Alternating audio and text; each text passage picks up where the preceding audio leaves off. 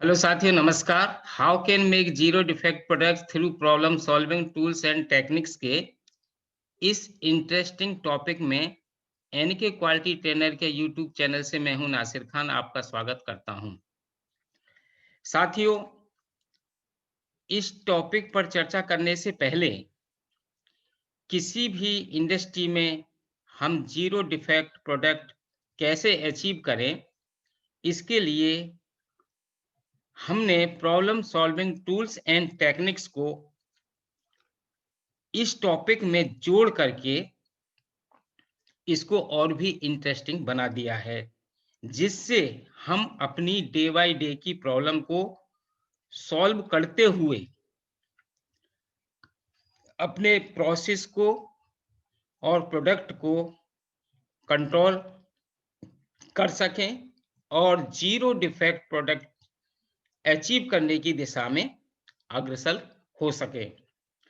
साथियों, आज के टॉपिक का जो विषय है वो है ट्रेसेबिलिटी। यानी ट्रेसेबिलिटी को हम कह सकते हैं कि किसी वस्तु को पाने या पता लगाने की क्षमता। किसी भी ऑर्गेनाइजेशन के लिए ईच एंड एवरी प्रत्येक वस्तु का ट्रेस होना अत्यंत आवश्यक है। इसलिए कि यदि हमें किसी वस्तु की आवश्यकता होती है तो हम बिना समय बर्बाद किए, बिना समय गंवाए उस वस्तु तक आसानी से पहुंच जाएं और उसे प्राप्त कर सकें, जिससे हमारा समय बचे। बिजनेस में साथियों, समय बहुत ही बहुमूल्य होता है। इसीलिए प्रत्येक वस्तु को अरेंज करके रखने से वे हमें समय पर मिल जाती है और हमारा कार्य भी बाधित नहीं होता है। उदाहरण के लिए हम जैसे आपको यहाँ दिखा रहे हैं कि ये किसी ट्रक में फिनिश प्रोडक्ट लोडिंग का कार्य चल रहा है। यदि हम अपने फिनिश प्रोडक्ट को अरेंज करके सेपरेट यानी दूसरे मटेरियल से अलग रखेंगे और उसको हम प्रॉपर आइडेंटिफिकेशन के साथ रख देंगे, तो इससे हमारी इजी टू ट्रेसेबिलिटी तो रहेगी, साथ में हमारी प्रॉपर लोडिंग भी फास्ट हो जाएगी और हमारा ट्रक समय से निकल पाएगा और डिलीवरी भी हमारी समय पर होगी। इस चीज से बचने के लिए प्रॉपर आइडेंटिफिकेशन, टैगिंग करना, कोडिंग करना बहुत ही अत्यंत आवश्यक होता है। जैसा कि आप इस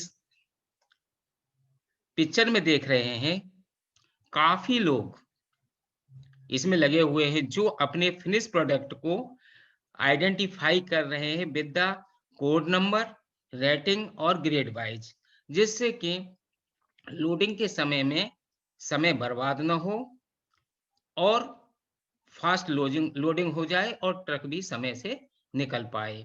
इससे कार्य आसान और इजी होता है। जैसे कि आप यहाँ देख रहे हैं, ये वे लाइन के साइड में फिनिश प्रोडक्ट को पैक करके रखा गया है और ये टैग भी लगा दिया गया है, जिससे कि फटाफट लोडिंग हो जाए और हमारा माल हमारी इंडस्ट्री से जल्दी निकल जाए। अभी आपको एक चीज मैं उदाहरण दूसरा देना चाह रहा हूं कि जैसे सपोज करिए ऑडिट जब होता है तो ऑडिटर रिपोर्ट्स भी मांगते हैं या डॉक्यूमेंट्स भी मांगते हैं। यदि आपको डॉक्यूमेंट्स निकालने में या रिपोर्ट ढूंढने में समय लगता है तो इसका असर ऑडिटर के ऊपर सही नहीं जाता है, यानी बैड इंप्रेशन जाता है।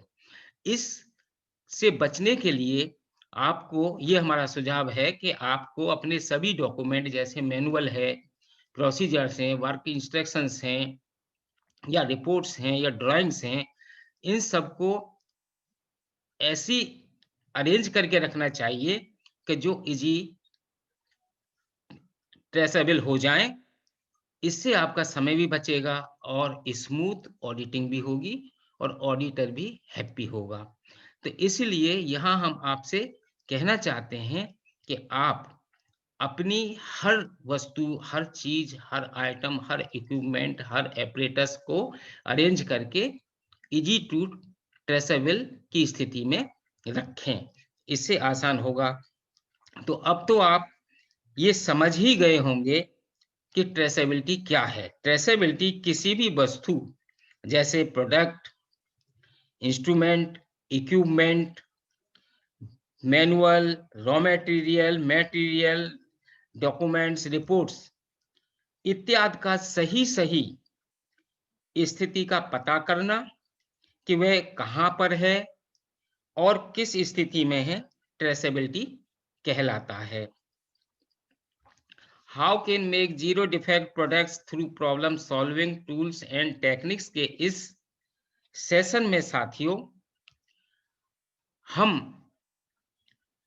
ओवरव्यू में वार्म अप के अंतर्गत A to Z finger tips monitoring and follow up के सिस्टम के अंतर्गत